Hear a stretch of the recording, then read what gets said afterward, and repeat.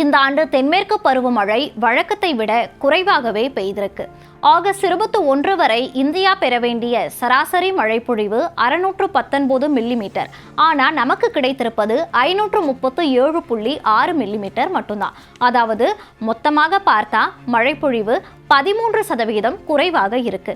ஆனா இந்த 13% பற்றாக்குறை என்ற ஒற்றை எண்ணிக்கை இந்தியா முழுவதும் ஒரே மாதிரியான மழைப்பொழிவு தான் காட்டுவதா நாம நினைக்க கூடாது. ஏன்னா சில மாநிலங்கள்ல வழக்கத்தை விட அதிகமாக மழைப்பொழிவு ஏற்பட்டு வெள்ளம் போன்ற பிரச்சனைகள் ஏற்பட்டிருக்கு. அதே நேரத்துல வேறு சில மாநிலங்கள் இன்னும் போதுமான மழை இல்லாம மக்கள் மழைக்காக காத்திருக்கக்கூடிய நிலையானது ஏற்பட்டிருக்கு. அதனாலதான் இந்தியாவின் பருவமழையை மொத்தமாக 13% குறைவு அப்படின்னு மட்டும் நம்ம பார்க்க கூடாது. எந்த மாநிலத்துல அதிகமா மழை பெய்திருக்கு, எந்த மாநிலத்துல மழை குறைவாக பெய்திருக்கு அப்படின்றத நம்ம பார்க்கலாம். தென்மேற்கு பருவமழையின் இந்த 3 மாதங்கள்ல ஹரியானா 45%க்கும் குறைவான மழைப்பொழிவு பெற்றிருக்கு. பீகார் 40%க்கும் குறைவான மழைப்பொழிவு பெற்றிருக்கு. அதே போல ஆந்திரா 40%க்கும் குறைவான மழைப்பொழிவு பெற்றிருக்கு. பஞ்சாப் 32%க்கும் குறைவான மழைப்பொழிவு பெற்றிருக்கு. கர்நாடகா 25%க்கும் குறைவான மழைப்பொழிவு பெற்றிருக்கு. இன்னும் பெரிய பற்றாக்குறையை இந்த மாநிலங்கள் எல்லாம் சந்திச்சுட்டு தான் வருது. அதே சமயம் ஒடிசா இயல்பை விட 25% அதிகமா மழைப்பொழிவு பெற்றிருக்கு. ஜம்மு காஷ்மீர் இயல்பை விட 6% அதிகமா மழைப்பொழிவு பெற்றிருக்கு. சமீபத்திய மழைப்பொழிவு அமைப்புகள் மத்திய மற்றும் கிழக்கிந்தியாவின் சில பகுதிகளுக்கு தொடர்ந்து சாதகமாக இருந்து தேசிய பற்றாக்குறை மேலும் அதிகரிப்பதை தடுக்கிறதுக்கு உதவிருக்கு. ஆனா தொலைதூர பகுதிகள் இன்னும் வறட்சியாகவே இருக்கிறதாகவும் சொல்லப்படுது. தற்போதைய வானிலை அமைப்பு மத்திய இந்தியாவில் மழையை தொடரச் செய்து வருகிறது. அதே நேரத்தில் வரும் நாட்களில் பல பகுதிகளில் ஈரப்பதமாக இருக்கும்னு இந்திய வானிலை ஆய்வு மையம் கணிச்சிருக்கு. ஆகஸ்ட் 21 மற்றும் 22 ஆகிய தேதிகள்ல கிழக்கு மத்திய பிரதேசத்துல ஆங்காங்கே கனமழை முதல் மிக கனமழை பெய்யறதுக்கான வாய்ப்பு இருக்கிறதா கணிக்கப்பட்டிருக்கு. அதே போல சத்தீஸ்கர்ல ஆகஸ்ட் 26 வரைக்கும் பரவலாக மழை பெய்யறதுக்கான வாய்ப்பு இருக்குன்னு சொல்லப்படுது. ஆங்காங்கே கனமழையும் பெய்யறதுக்கான வாய்ப்பு இருக்குன்னு எதிர்பார்க்கப்படுது. மேற்கு மத்திய பிரதேசத்திலையும் ஆகஸ்ட் 25 வரைக்கும் ஆங்காங்கே கனமழை பெய்யறதுக்கான வாய்ப்புகள் இருக்குன்னு சொல்லப்பட்டிருக்கு.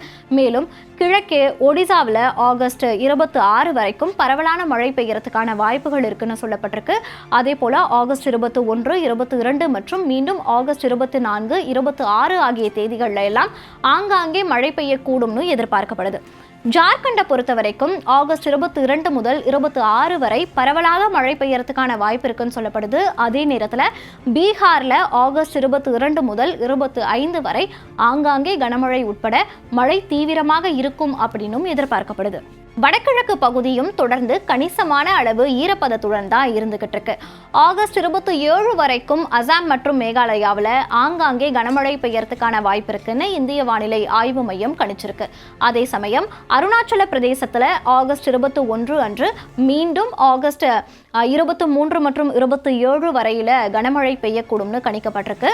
வட இந்தியாவில் மழை பொழிவு, தென்னிந்தியாவில் சீரற்ற வானிலை நிலவுது. தற்போதைய பாதிப்பு மத்திய மற்றும் கிழக்கு இந்தியாவுக்கு மட்டும் உரியதல்லனோ மேற்கு உத்தரப்பிரதேசத்துல ஆகஸ்ட் 21, 22 ஆகிய தேதிகள்ல ஆங்காங்கே கனமழை பெய்யக்கூடும்னு எதிர்பார்க்கப்படுது.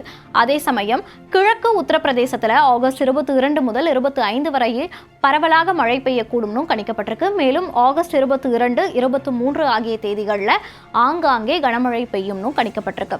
மேலும் மேற்கே கொங்கன் மற்றும் கோவாவில் ஆகஸ்ட் 27 வரைக்கும் பரவலாக மழை பெய்யும்னு எதிர்பார்க்கப்படுது. அதே நேரத்தில் மகாராஷ்டிராவில் சில பகுதிகளில் மழை தொடர்ந்து தீவிரமாக இருக்கும்னு தெரிகிறது. எனவே இந்த முன்னறிவிப்பு குறிப்பாக மத்திய, கிழக்கு மற்றும் வடகிழக்கு மற்றும் வட இந்தியாவின் சில பகுதிகளில் மற்றொரு தீவிரமான காலகட்டம் வர இருப்பதை சுட்டிக்காட்டுது அப்படின்னு நம்ம எடுத்துக்கலாம். ஆனால் பல மாநிலங்கள் இன்னும் பருவமழை அதன் பங்கு வழங்குவதற்காக காத்திருப்பதால வரக்கூடிய சில நாட்களில் கனமழையால் மட்டுமே இந்தியாவினுடைய பரந்த மழை பற்றாக்குறையை ஈடு செய்ய முடியாது அப்படின்னும் வானிலை ஆய்வாளர்கள் சொல்றாங்க.